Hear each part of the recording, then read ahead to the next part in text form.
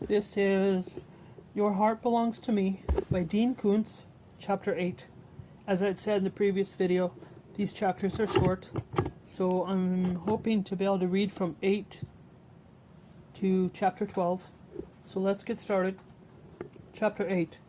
Rebecca Reach, Samantha's mother. Ryan had learned only the previous evening at dinner with Sam that her mother was alive. For a year she had allowed him to think that Rebecca had died. No, that was unfair. Samantha had not misled him. He had assumed Rebecca was dead merely from what little Samantha said of her. Evidently, mother and daughter were so estranged that they did not speak, and likely never would. "She is dead, to me," Samantha had said. He could understand why. After Rebecca had pulled the plug on disabled Teresa, Samantha had wanted to close the door on the memories of her lost twin sister and on her mother, whom she felt had betrayed them. "Do you have anything besides the name?" asked Wilson Mott. "Las Vegas," Ryan said. "Rebecca Reach apparently lives in an apartment in Las Vegas." "Is that Reach?" "Yes." "What's the context, Mr. Perry?" "I'd rather not say." "What discovery might you be hoping for?" "I'm hoping for nothing. Just a general background on the woman, and an address, a phone number." "I assume you do not want to speak to her directly." "You do not want us to speak to her directly." "That's right. Discretion, please. Perhaps by 5 o'clock tomorrow," Mott said. 5 o'clock will be fine. I'm busy in the morning and early afternoon anyway. Ryan hung up, not sure if what he had done was intuitively brilliant or stupid. He did not know what he expected to learn that would have any application to his current crisis. All he knew was that he had acted as often he had done in business, trusting in hunches based on reason. His instincts had made him rich. If Samantha learned of this, she might think he was unacceptably suspicious, even faithless. With luck, she would never have to know what he had done. Ryan returned to bed. He turned the TV to a classic film, Roman Holiday, starring Audrey Hepburn and Gregory Peck, then switched off the bedside lamp. Reclining against a pile of feather pillows, he watched the movie without seeing it. He had never asked Wilson Mott to run a background check on Samantha. Generally, he reserved such investigations for potential employees. Besides, she had come to him on assignment for a major magazine, a writer of experience and some critical reputation. He had seen no reason to vet her further.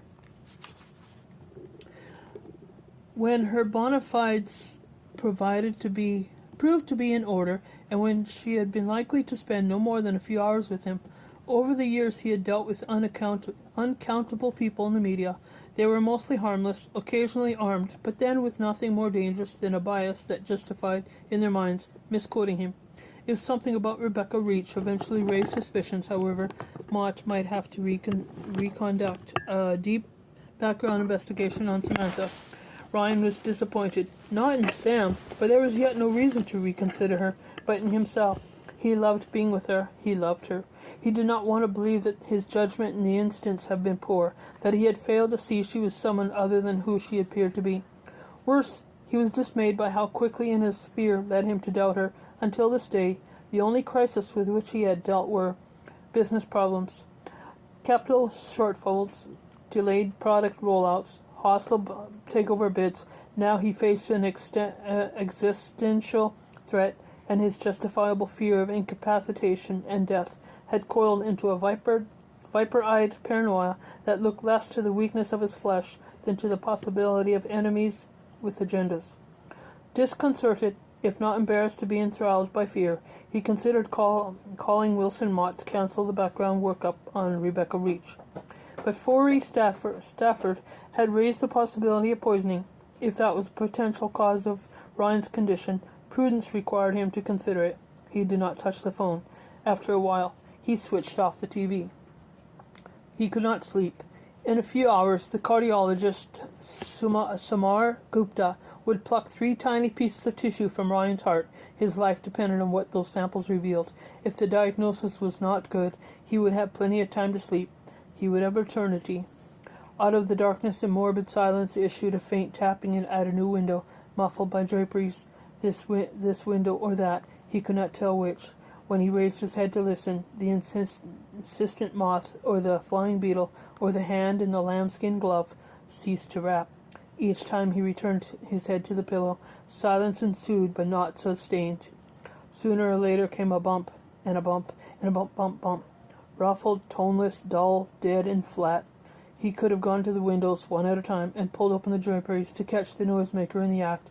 Instead, he told himself that the muted tapping was imagined, and he turned his mind away from it toward the more intimate and troubling rhythms of his heart.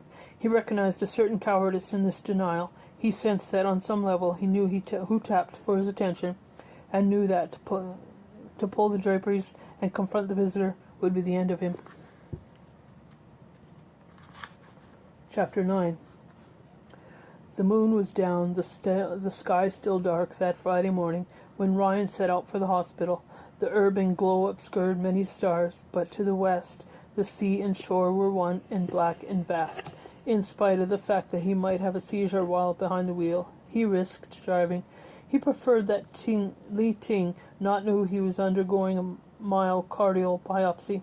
He told himself that he didn't want people who worked for him or who was otherwise close to him to worry, but in fact he did not want to give an enemy, if one existed, the satisfaction and advantage of knowing that he was weakened and vulnerable. As he walked alone through the hospital parking garage, where the sour yellow light polished the carapaces of the cars into iridescent beetle shells, he had the eerie feeling that he was home and sleeping, that this place and the test to come were all moments of a dream within a dream. From the outpatient admitting desk, an orderly showed him the way to the cardiac diagnostics laboratory. The head cardiology nurse, Kyra Whipset, could not have been more lean if she had eaten nothing other whatsoever but celery and had run half a marathon every day. She had so little body fat that even in high buoyancy salt water she would sink like a dropped anchor. After ascertaining that Ryan had eaten nothing after midnight, Nurse Whipset provided a sedative and water in a small paper cup. "This won't put you to sleep," she said. "It'll just relax you." A second nurse, Ismay Clem, an older, pleasantly plump black woman, had green eyes in which the striations were like the bevels in the pair of intricately cut diamonds. Those eyes would have been striking in any face. They were especially arresting because of the contrast with their smooth, dark skin. While Nurse Whippet sat on a corner desk to make an entry in Ryan's file, Ismay watched him take the sedative. "You okay, child?" "Not really," he said, crushing the empty paper cup in his fist. "There's nothing," she said. "This is nothing," she assured him as he dropped the cup in a waste can. "I'm here. I'm watching over you. You'll be just fine."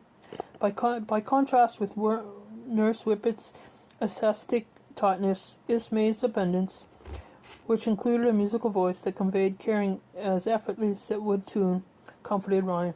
"Well, you are taking 3 pieces in my heart," he said. "Tiny pieces, honey. I suspect you've taken bigger pieces from the tender hearts of few sweet girls, and they're all still living, aren't they?" In an adjacent prep room, he stripped to his undershorts, stepped into a pair of disposable slippers, and wrapped himself in a thin, pale green collarless robe with short sleeves. Back in the diagnostics laboratory, Dr. Gupta had arrived, as had the radiologist. The examination table was more comfortable than Ryan expected. Samar Gupta explained that comfort was necessary because during this procedure, a patient must lie on his back very still for at least an hour, in some cases perhaps for 2 hours or more. Suspended over the table, a fluoroscope would instantly project moving and X-ray images on a fluorescent screen. As the cardiologist, assisted by Nurse Whippet, prepared for the procedure, Ismay Clem monitored Ryan's pulse. "You're doing fine, child." The sedative began to take effect, and he felt calmer, although wide awake. Kyra Whipset scrubbed Ryan's neck and painted a portion of it with iodine. After applying a topical anesthetic to steal the sting from the needle, Dr. Gupta administered a local anesthetic by injection to the same area. Soon Ryan could feel nothing when the physician tested the nerve response in his neck. He closed his eyes while something with an astringent smell was swabbed on his numb flesh. Describing his actions aloud, Dr. Gupta made a small incision in Ryan's jugular vein, and introduced a thin, highly flexible catheter. Ryan opened his eyes and watched the fluoroscope as he followed the tedious progress of the catheter, which the cardiologist threaded carefully into his heart, guided by the image on the screen. He wondered what would happen if, in the midst of this procedure, he suffered a seizure that he had on the surfboard, his heart abruptly hammering 200 or 300 beats a minute. He decided not to ask. "How are you doing?" Dr. Gupta inquired. "Fine, I don't feel anything." "Just relax, we're making excellent progress." Ryan realized that Ismay Clem was quietly reporting on his heart rhythm, which evidently had become slightly unstable upon the introduction of the catheter. Maybe this was normal, maybe not, but the instability passed, and the beat goes on. Once the primary catheter was in place, Dr. Gupta inserted into a second catheter a biotome with tiny jaws at its tip. Ryan had lost all sense of time. He might have been on the table a few minutes or an hour. His legs ached. In spite of the sedative, the muscles in his calves were tense. His right hand had tightened into a fist. He opened it, as if hoping to receive another's a gift. Long he lay there, wondering, fearing the jaws of the biotome bit. Inhaling with a hiss through clenched teeth, Ryan didn't think that he imagined the quick, painful pinch. But perhaps he was reacting to the brief, frantic stutter of his heart on the fluorescent screen. Dr. Gupta retrieved the first sample of Ryan's cardiac muscle. Nurse Clem said, "Don't hold your breath, honey." Exhaling, Ryan realized that he expected to die during the procedure. Chapter 10. In just 70 minutes, the biopsy had been completed and the incision repaired with stitches. The power of the sedative was at its peak, and because Ryan had endured a sleepless night, the drug affected him more strongly than anticipated. Dr. Gupta encouraged Ryan to lie on the narrow bed in the prep room and rest a while, until he felt fully alert and capable of driving. The room was windowless, the overhead fluorescent panels were off, and only a fixture in a soffit above the small sink provided light. The dark ceiling and shadow-hung walls inspired claustrophobia. Thoughts of caskets and the conqueror worm oppressed him, but the phobic moment quickly passed. Relief that the procedure had gone well and exhaustion was tranquilizing. Ryan did not expect to sleep, but he slept. To the discordant melody, he walked to Dream Road along a valley toward a palace high on a slope. Through the red-lit windows he could see vast forms that moved fantastically, and his heart began to pound. To boom! Until it beat away that vision and harried in another. The wide wake, bound all around with black rocks and tall pines, were lovely in its loneliness. Then the inky water rose in a series of small waves that lapped the shore where he stood, and he knew the lake was a pool of poison. Its gulf would be his grave. Between these brief dreams and others, he half awoke, and always felt Ismay Clem at his bedside in the dimly lighted room, once taking his pulse, once with her hand to his forehead, sometimes just watching him, her dark face so shadowed that his oddly lit green eyes seemed to be the disembodied. A few times she spoke to him, and on the first occasion she murmured, "You hear him? Don't you, child?" Ryan had insufficient strength to ask of whom she spoke. The nurse answered her own question. "Yes, you hear him." Later, between dreams, he said, "You must not listen, child." And later still, "If you hear the iron bells, you come to me." When he woke more than an hour after lying down, Ryan was alone. The one light, the many shadows in the sparely appointed prep room seemed less real to him than either the palace with windows full of red light, or the black lake, or the other places in his dreams. To confirm that he was awake and that the memory of the biopsy was real, he raised one hand to the small bandage on his neck, which covered the jugular wound, the stitches. He rose, took off the robe, and dressed in his street clothes. When Ryan entered the adjacent diagnostics lab, Ismay Clem was nowhere to be seen. Dr. Gupta and the radiologist had gone as well. Nurse Webset asked if he was all right. He felt unreal, weightless, and drifting, as if he were a ghost, an apparition that she must took for flesh and blood. Of course, she wasn't asking if he felt emotionally sound, only if the sedative had worn off. He answered in the affirmative. She informed him that the analysis of the biopsy specimens would be expedited in the interest of greater accuracy in the collection of most precise information. However, Dr. Gupta had ordered that most detailed analysis he didn't expect to have to report until Tuesday. Initially, Ryan intended to ask where he could find Ishmael. He had wanted to ask her what she meant by the strange things she had said to him during the brief periods when he had been half awake. Now, in the sterile brightness of the diagnostics lab, he was not certain that she had actually spoken to him. She might have easily been merely a presence in his dream. He retrieved his Mercedes from the garage and drove home. The clear sky presented more birds more often than seemed normal. Flocks were strung out in strange formations, a calligraphy of crows in which some meaning might be read if only he knew the language in which was composed. At a red traffic light, when he glanced at the silver Lexus in the adjacent lane, he discovered the driver staring at him, a 40-something man, face hard and expressionless. They locked eyes, and the stranger's intensity caused Ryan to look away first. 2 blocks later, at another red light, a young man behind the wheel of a chopped and customized Ford pickup was talking on a hands-free cell phone, fitted to the guy's ear. The phone stirred in Ryan a memory from an old science fiction movie, an alien parasite riding and controlling its human host. The pickup driver glanced at Ryan, looked immediately away, but a moment later glanced furtively at him once more, and his lips moved faster as if Ryan were the subject of his phone conversation. Miles farther, when Ryan turned off Pacific Coast Highway onto Newport Coast Road, he glanced repeatedly in the rearview mirror, looking for the silver Lexus and the chopped Ford pickup.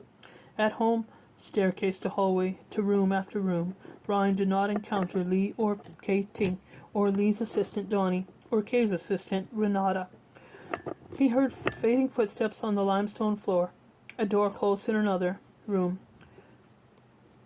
A distant voice, and a single response was both unintelligible. In the kitchen, he swiftly prepared an early lunch. He avoided fresh foods and containers that were already open, in favor of vitamins in vacuum-sealed cans and jars. A salad of button mushrooms, artichoke hearts, yellow beets, garbanzo beans, and white asparagus were unleavened with Italian dressing with a previously untapped bottle, and by grated cheese with a new can that he opened after inspecting it from tampering.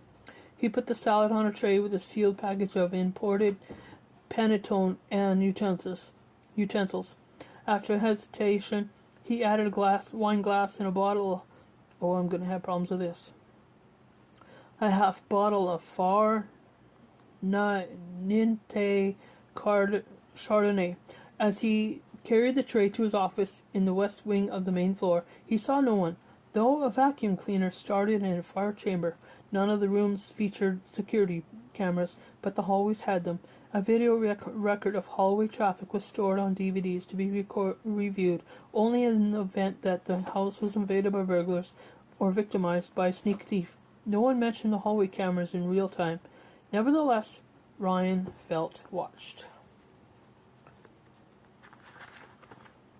Chapter 11. In his home office, Ryan ate at his desk, gazing out of the big windows at the swimming pool in the foreground, at the sea in the distance. The phone rang, his most private line, a number possessed by a handful of people. The caller ID window told him it was Samantha. "Hey, Winky, you still aging gracefully?" "Well, I haven't grown any hair in my ears yet. That's a good sign. And I haven't developed man breasts. You paint an irresistible portrait of yourself. Listen, I'm sorry about Wednesday night." "What about Wednesday night?"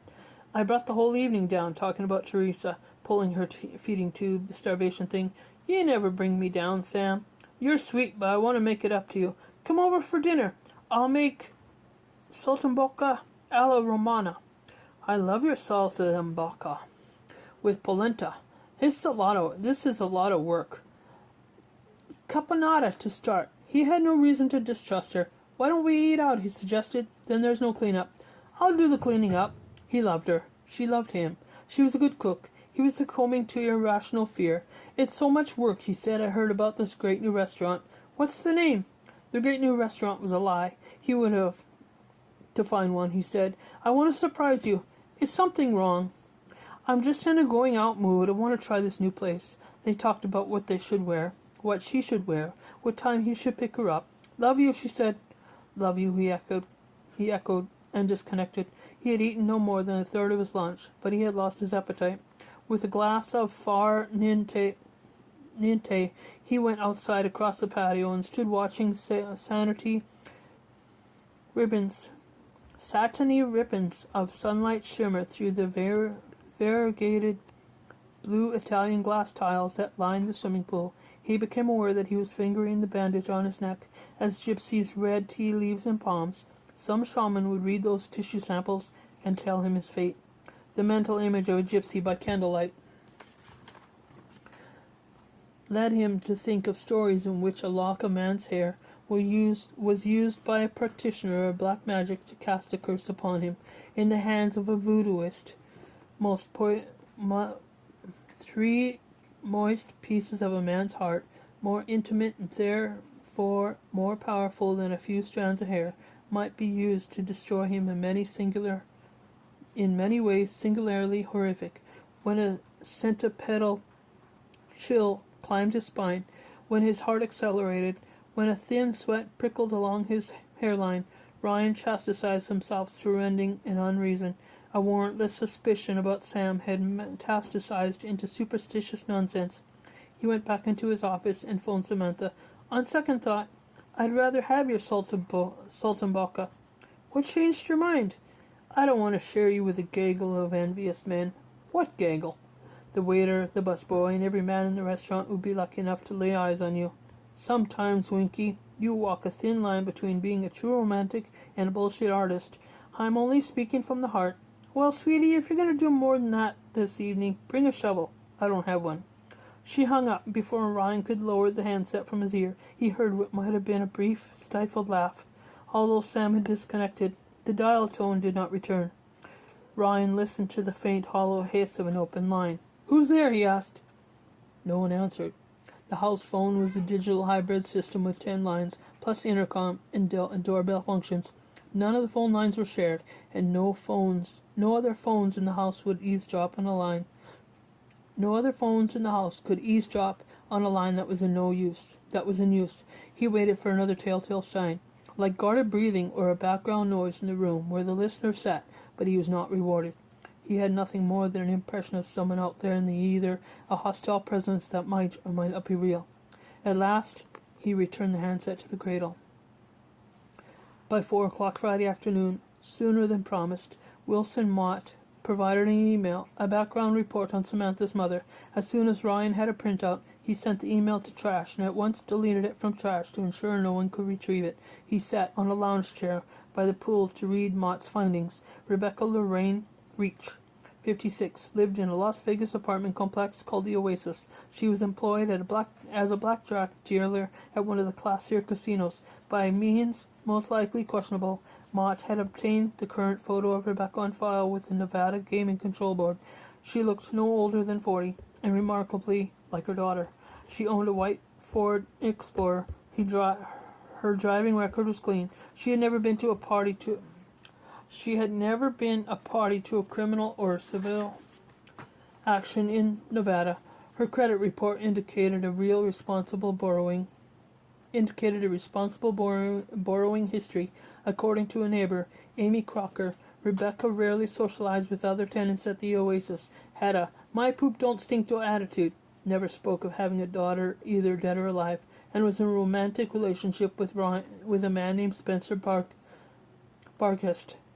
Mort reported that Barkest had been indicted twice for murder in Texas and twice had been judged innocent. As a no right to die activist, he had been present at scores of assisted suicides. There were reason to believe that some of whom he had assisted were not terminally or even chronically ill, and that the signatures on the requests for surcease from suffering were forged. Ryan had no idea how an assisted suicide was effectuated. Maybe Barkest supplied an overdose of sedatives, which would be painless poison, but a kind of poison nonetheless. Ryan's report included a photo of Spencer Barkest. He had an ideal face for a stand-up comic, agreeable but rubbery features, a knowing yet ingratiating grin, a shock of a white hair cut in a punkish bristle, that looked amusing on a 50-something guy, because he might be critically ill. Ryan was troubled to find only 3 degrees of separation between himself and a man who would be pleased to grant him eternal peace, whether he wanted it or not. This, however, did not confirm his intuitive sense that Samantha's mother, and perhaps Samantha herself, were linked to this sudden health problems. Life was often marked by synchronicities, surprising connections that seemed to be meaningful, but coincidence was only coincidence. Vargas might be a nasty piece of work, but there was nothing sinister in his relationship with Rebecca, nothing relating to Ryan. In his current state of mind, he had to guard against a tendency towards paranoia. Such a regrettable inclination had already led him to order Mott's report on Samantha's mother. Rebecca had turned out to be an ordinary person, leading an unremarkable existence. Ryan's suspicion had been irrational. Now that he thought about it, the presence of Spencer Vargas in Rebecca Reach's life was not surprising. It didn't even qualify as a coincidence, let alone a suspicious one. 6 years ago, she had made that difficult decision to remove a feeding tube with her brain-damaged daughter. A weight of guilt might have been settled on her, especially when Samantha strenuously disagreed with her decision. To assuage the guilt, Rebecca might have poured through right-to-die literature, seeking philosophical justification for what she had done. She might even have joined an activist organization. At one of its meetings might have encountered Spencer Vargas. Because Samantha had been estranged from her mother since Teresa's death, she probably didn't even know that Vargas and Rebecca were an item. Ashamed that he had entertained any doubts about Sam, Ryan got up from the poolside lounge chair and returned to his study. He sat at his desk and switched on the paper shredder. For a moment he listened to its motor purring, its blades scissoring. Finally he switched off the shredder. He put the report in the wall safe behind a sliding panel in the back of a built-in cupboard. Fear had gotten its teeth so firmly into him that he could not easily pry it loose. Chapter 12. Over the years, the immense pepper tree had conformed around a second-story deck. Consequently, the feeling of being in a treehouse was even greater here than when you looked out the apartment windows. Samantha had draped a red checkered cloth over the patio table and had set out white dishes, flatware, and a red bowl of white roses. Filtered through the tree, late, golden sunlight showered her with a wealth of bright coins as she poured for Ryan a Cabernet Sauvignon that was beyond her budget, while he lied to her about the reason for the bandage on his neck. Following a crimson sunset and purple twilight, she lit red candles in a clear cups and served dinner as the stars came out, with a Connie Dover CD of Celtic music turned low. Having allowed fear to raise doubts about Sam, having ordered a background report on her mother, Ryan initially expected to feel awkward in her company. In a sense, he had betrayed her trust. He was at once, however, at ease with her. Her singular beauty did more to improve his mood than did the wine, and the dinner superbly prepared was less nourishing than the faultless golden smoothness of her skin. After dinner, after they stacked the dishes in the sink, and over the last of the wine, she said, "Let's go to bed, Winky." Suddenly Ryan was concerned that impotence might prove to be a symptom of his illness. He need not have worried. In bed, in motion, he wondered briefly if lovemaking would stress his heart and trigger a seizure. He survived. Cuddling afterward, his arm around Samantha, had her head upon his chest, he said, "I'm such an idiot." She sighed. "Surely you didn't just arrive at this realization." "No, the thought had occurred to me before." "So what happened recently to remind you?" In bed in motion, he wondered briefly if lovemaking would stress his heart and trigger a seizure. He survived. Cuddling afterward, his arm around Samantha and her head upon his chest, he said, "I'm such an idiot." She sighed. "Surely you didn't just arrive at this realization." "No, the thought had occurred to me before." "So what happened recently to remind you?" If he confessed his absurd suspicions, he would be forced to disclose his health concerns. He did not want to worry her until he had Dr. Gupa's report and knew the full extent of his problem. Instead, he said, I threw out those sandals. The pair recycled from old tires? I was suckered by the planet-friendly name of company Green Footwear. You're gorgeous.com, but you're still a geek. For a long while, they talked about nothing important, which sometimes could be the best kind of conversation. Samantha drifted into sleep, a golden vision in the lamplight, and Ryan soon traded the soothing side of her for dreams.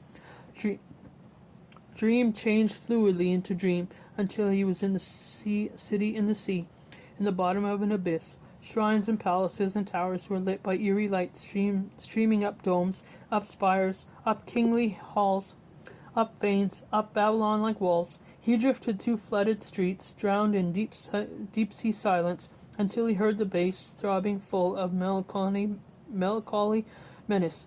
Although he knew the source of the sound, he dared not name it, for to name it would be to embrace it. He woke in low light. The dread that weighed him down was not of an imminent threat, but of some monumental peril he sensed coming in the weeks and months ahead. Not the failure of his body, but some worse and nameless jeopardy. His heart did not race, but each beat was like a heavy piston stroke in some great slow machine. Although Samantha's alluring scent clung to the sheets, she had risen from the bed while Ryan slept. He was alone in the room. The digital clock on the nightstand read 11:24 p.m. He had been asleep less than an hour. The light had come through the half-open door, called to mind the strange glow in the submerged city of his dream. He pulled on the khakis and barefoot went in search of Sam. In the combination living room, dining room, beside an armchair, a bronze floor lamp with a beaded glass shade provided a brandy-colored light, dappling the floor with beaded gleam and bead shadow. The kitchen was an extension of the main room, and there the door stood open to the deck on which they had sat for dinner. The candles were extinguished. Only faint moonlight glazed the air, and the branches of an old tree were tentacle in the gloom. The mild air was slightly scented by the nearby sea, more generously by night-blooming jasmine. Samantha was not on the deck. Stairs descended to the courtyard between the garage and the house. Murmuring voices rose from below, leading Ryan away from the stairs to a railing. Looking down, he saw Samantha because a shaft of moonlight devalued her hair from gold to silver and caressed her pearl-white silk robe. The second person stood in the shadows, but from the timbre of the voice, Ryan knew this was a man. He could not hear his words, and he could not discern their mood from the rhythms of the conversation, as in the butler's pantry the previous night, when he tried unsuccessfully to eavesdrop on a whispered discussion in the kitchen. He was overcome by a creeping unease, by a tantalizing suggestion of hidden dimensions and secret meanings in things that had heretofore seemed simple, clear, and fully understood. From a tonal change in their voices, Ryan inferred that the pair below had reached the end of their discussion. Indeed, the man turned away from Samantha. As the stranger moved, shadows at first clung to him, but then relented. The lunar glow was illuminating, yet at the same time misty and mystifying, veiling as much as it revealed. Tall, slim, and moving with athletic confidence, the man crossed the moon-shadow-mottled lawn toward the alleyway behind the garage, his hair white and punk-cut, as though he wore a jaded crown of ice. Spencer Bargist, reputed lover of Rebecca Reach, compassionate and eager guide to the suicidal, was visible for only a brief moment. Moonlight shrank from him, and shadows took him in the intervening limbs, and leaves of the California pepper blocked him from further view. Below, Samantha turned toward the steps.